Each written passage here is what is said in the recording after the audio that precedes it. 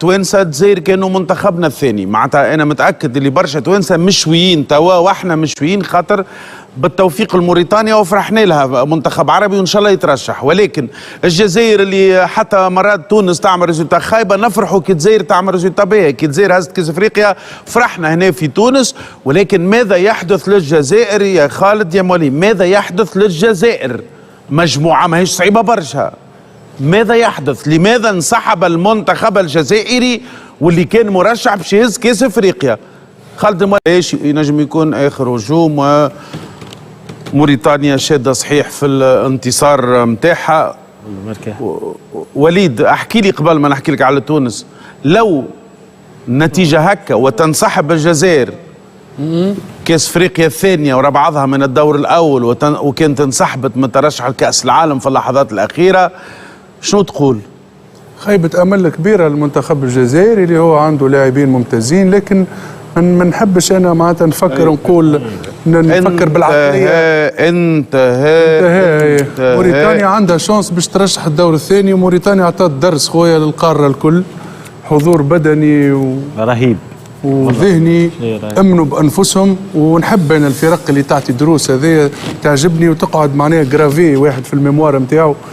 معناتها يبدو انه اخر مباراة جمال بالماضي على راس المنتخب الجزائري صبروا مع صبروا معه كما يلزم. نوفل كانت ما ترشحش، كانت عادلت بركه موريتانيا مع الجزائر تتسمى عملت اكسبلوا، لكن هي ربحتها من اول وامنت بروحها لاخر لحظه. شوف يعني ماهيش يعني مش تلعب طيش في الكوره كما نقول بلغه الكوره، يعني تلعب تدور في الكوره الى اخر لحظه وعندهم ثقه في انفسهم. يعني هذا يخلي العباد بالله رياض احكي لي شنو اللي صار؟ غرور؟ شنو اللي صار؟ راو الجمعيه كانت تبان لنا المثاليه، ثم كاس افريقيا من الدور الاول ما ترشحش كاس العالم، وكاس افريقيا مره اخرى من الدور الاول. ماذا يحدث رياض اعطيني بالكوره شنو صار لهم؟ شوف هو راو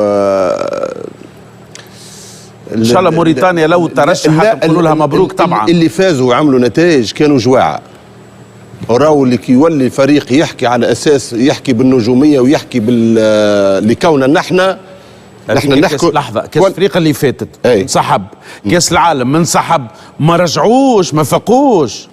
كان فاقوا رم يبكيوا جوارات الجزائر معناتها ما يكفيش دموع يعني من المفروض المردود.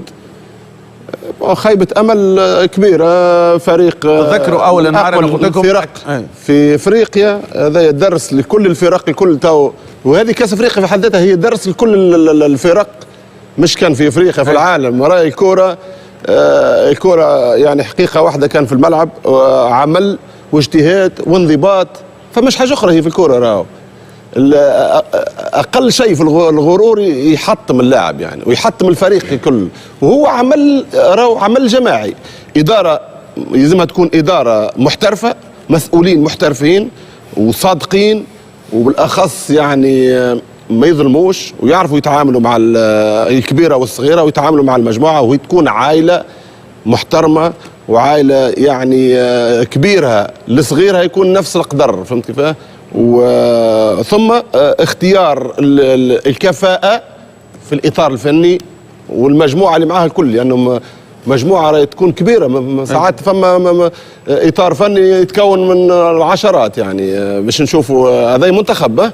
وبالطبيعة الإطار الفني هو هذا اللي باش يكون يحسن التصرف في الاختيارات نتاعو، ابتداء من المجموعة من اللاعبين، وبعد العمل اللي هو على اسس علميه وعلى اسس يعني تجارب زاده. فما ناس فما دول وفما منتخبات يعني عملت تجارب كبيره. شوفوا نحن كان نرجع بالتاريخ لفرنسا، ما وصلت عملت الثوره وهزت كاس العالم، الثوره في الرياضه يعني، الا ما تعرضت الصدمه ضد ما ترشحتش كاس العالم وقت كان ذكروا ضد بلغاريا وقت سيبت ماتش بعدته. المهم هي اعتبرت من هذايا وبداوا يكونوا عملت مشروع رياضي وكونت، وباللي كونتهم وصلت هزت كاس العالم. ونشوفوا توا من اكبر الفرق في العالم، من اكثر البلدان في العالم تبيع في الملاعبيه وتصدر في الملاعبيه للعالم. انا باش نقصوا نحكيو شويه على الجزائر، خاطر احنا توانسه الجزائر كانوا منتخبنا الثاني، معناتها انا متاكد اللي برشا توانسه مشويين توا واحنا مشويين، خاطر بالتوفيق الموريتانيا وفرحنا لها منتخب عربي وان شاء الله يترشح. ولكن الجزائر اللي حتى مرات تونس تعمل ريزولتا خايبه نفرحوا كي الجزائر تعمل ريزولتا باهي، كي الجزائر هزت كاس افريقيا فرحنا هنا في تونس. ولكن ماذا يحدث للجزائر يا خالد يا مولي؟ ماذا يحدث للجزائر؟ مجموعه ماهيش صعيبه برشا. ماذا يحدث؟ لماذا انسحب المنتخب الجزائري واللي كان مرشح باش يهز كاس افريقيا؟ خالد مولي ما تعطيني فسر لي. ايه هو كان ظاهر اللي لا فان دان سيكل من الكوب دافريك اللي فات، دونك حسب رايي يمكن البقاء نتاع المدرب وزيد ما ترشحش كاس العالم وزيد يواصل بصراحه ممكن من الاسباب، ما نقولش هو الاسباب الرئيسي من الاسباب. زاد ما نساوش اللي لي بيلي دو ليكيب فاتوا 30 سنه ولا يلعبوا في الخليج، ممكن الموتيفاسيون نتاعهم نقصت. لكن مع هذا نعرفوا المنتخب الجزائري من اللاعبين الكبار عنده في اوروبا بارتو، دونك لهنا ترجع للراس المدبر اللي هو المدرب حسب رايي اللي كان نجموا يعطيوا نفس جديد من اللي ما ترشحش من الدور الاول للكاس الافريقي اللي فات، زادوا مع الكاس العالم وما ترشحش. دونك حسب رايي ممكن هذه غلطه اللي قاعدين يخلصوا فيها، لانه ما خلقوش نفس جديد مع مدرب جديد بافكار جديده بلاعبين بوتيتر جدد. لانه تشوف مثلا ملاعب كما بلايلي بونجاح اسمه سليماني اللي يلعب في محرز تقريبا اللين داتاك هي بيدا ما تبدو بها حد. والماتش اللي فات رينا ان جون هبط دوزيام ميتون في بلاصه بلالي ان تري بونجور. دونك وقتها عموره فهمتي فما دوتر جون ما عيطلهمش. دونك يظهر لي التجديد نتاع الفريق هذا وخر شويه.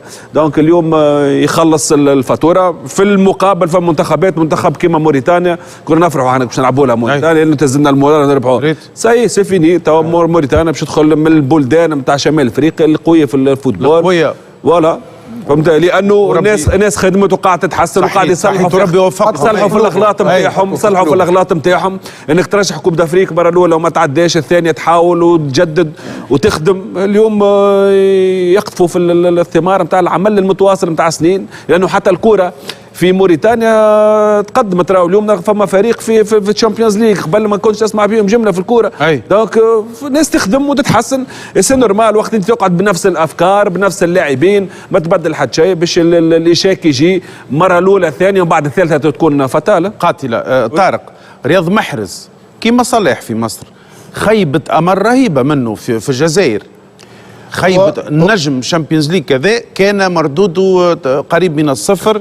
والمدرب اللي برشا يقولوا مغرور ولا انه تنجم تكون شخصيته. معناتها ماذا يحدث؟ لماذا لم يترشح المنتخب المحبوب في تونس منتخب الجزائر؟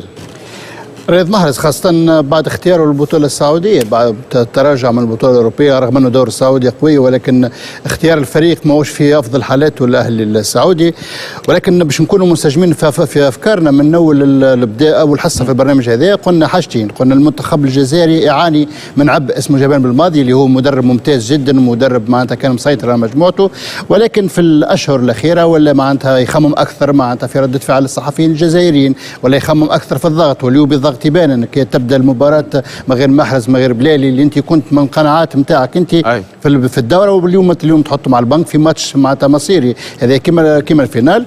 القناعه الاخرى اللي حكينا فيها من اول دوره انه الكره الموريتانيه قاعده تقدم بالكدا. اختاروا المدرسه الفرنساويه كانت تفكروا كورونتان مارتينز خدم معهم خدمه باهيه، طلعوا بشويه. عندهم رئيس جامعه اللي هو معناتها نائب رئيس الكاف، معناتها عندهم نفوذ في الكاف موجود، معناتها ماشي قاعد هذا كله بالتوازي. نواظبوا اللي يحكي لك عليه معناتها وصل المجموعات في دوري ابطال افريقيا. الكره الموريتانيه معناتها لازم ما نلغيوش استحقاقها ان ربحت الجزائر لانه قاعده تقدم، وهذه تعطيك نتائج. المفاجاه اللي كنا نحكيهم بين ظفرين المفاجات في الكاس الافريقي هذه، موريتانيا زاد مفاجاه ولكن الناس اللي خدمت على روحها وقدمت على فكره اوفيسيل تعدات موريتانيا وتلعب ضد الكاب فير. ضد الكاب فير في النويتير الترتيب الثاني في احسن ثالث حال. قبل كوت ديفوار تعدات. واو امين امين ان شاء الله. مبروك موريتانيا والكاب فير ماتش قوي. لازم الاستحقاق تاع موريتانيا نحيي موريتانيا مبروك. بيان سور احنا تحمسنا على الجزائر ولكن فرحانين موريتانيا والكاب فير. احنا حكيت على موريتانيا حتى وهي خاسره. لو كان جيت انا موريتاني نبدا فرحان بالفريق اللي عندي. لان المنافسه كانت على اشدها، وكانت تنجم تخرج منتصره ولا متعادله، لكن هذيك احكام الكره، ويلعبوا في كره نظيفه، يلعبوا في كره يعني راقيه، يلعبوا في مستوى قتاليه كبيره برشا، قتاليه وفنيات. الاهداف اللي سجلتهم يعني لاعب موريتانيا هو اللي سجل 2 أهداف، ذول اللاعب سجل من احسن الاهداف اللي صارت في الدوره. يعني الهدف الاول يعني كان يعني شداف فسخ 6 ملاعبيه 6 ملاعبيه، والهدف الثاني يعني بتسديده من بعيد، زاد تسديده رائعه. يظل فريق محترم، واذا كان فريق عاقد العزم باش يلعب وما عندوش مشكله يترشح ولا ما يترشحش، هو يلعب في كره نظيفه، ويلعب بجديه، ويلعب يعني بثقة، فير بلاي. لا يلعب في الكره المفروض، يعني اذا كان هو يعني كان بعيد على الترشح، ممكن ما فما حتى واحد يخمم اللي كون موريتانيا تترشح، وكانت الجزائر اقرب حتى بتعادل باش تترشح. لعب كرة، لعب غير يعني مركبات، لا نقص. معناتها الجزائر فلتت حتى تعادل بالكرة، لعب بالكرة وانتصر، وهاو الانتصار نتاعو يسمح له باش يترشح على حسب المقابلات اللي صاروا وحسب النتائج الاخرى. وهذا شيء يفرح. كون متاكد انه الريزلتا وقت اللي تشوف كيما تكلموا تو كيما موريتانيا، انه راهو كان تشوف حتى الجروب اصلا كيفاش يتعايش مع روحه، كان ندخلوا نشوفوهم كيفاش لونفي نتاعهم والمونتاليتي نتاعهم.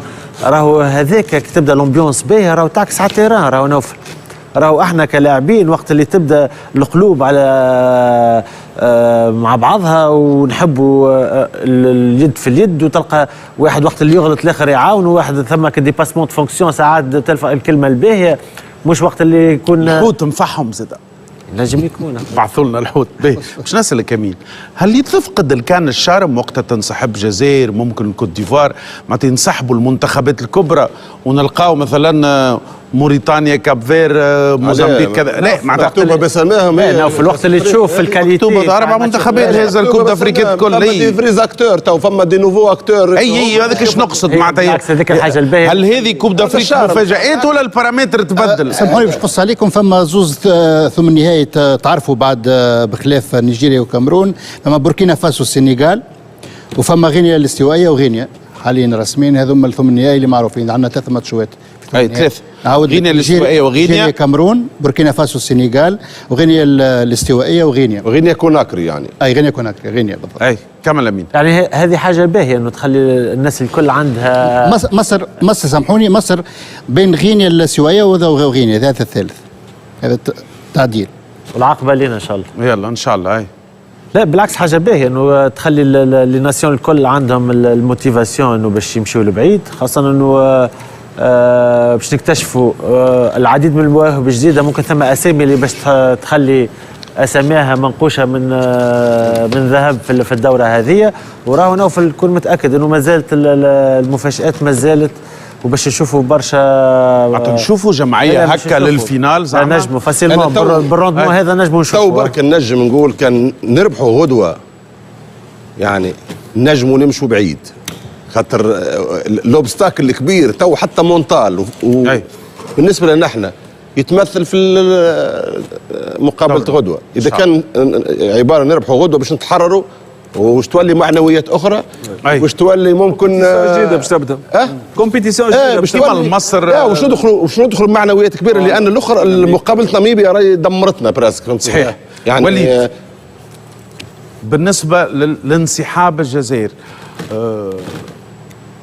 منتخبات جديده ولينا نشوفوا فيها وعندها حتى حظوظ كبيره، شنو رايك؟ مع كاس افريقيا قاعده تتبدل ولا فقط مفاجات؟ فما دي زيكيب تو سامبلومون دي ناسيون قاعدين يخدموا يتطوروا في وقت اللي ممكن الناس مشي في بالهم معناتها هما عندهم التفوق على مستوى التاريخ والأسبقية على مستوى النتائج في المشاركات، لكن توا الكرة تبدلت، وهذا أكثر إكزامبل ظهر لي نجموا اون تير لي لوسون منه، اون سانسبير معناها من الناس اللي تجتهد وناس اللي بإمكانيات معناها متوسطة وأقل من المتوسطة يخلقوا قوة ويخلقوا من الضعف قوة. دونك توا بالنسبة لنا اللي فما شفناه إلى حد الساعة ذي، شفنا دي سوربريز، شفنا فرق بوتيتر كانت عندها لي شانس كبار باش يكملوا باش يواصلوا المسابقه توا غادرت. دونك احنا ما علينا كان نكونوا في المستوى وما علينا كان نعملوا مقابله بطوليه ان شاء الله يا ربي ان شاء الله. الكل وجوهنا ولات تعبه بصراحه. فرحنا لموريتانيا، تغششنا على اشقائنا الجزائر خاطروا منتخب نحبوه برشا. برافو لموريتانيا. يلا الفيراج وبعد فاصل وبعد نرجعوا لكم في سؤال بلال ونكملوا كلمه الختام. نشجعوا المنتخب. نذكركم اللي غدوه مباشره بعد الماتش 8 متاع الليل نبداو يا ربي نحتفلوا بالانتصار.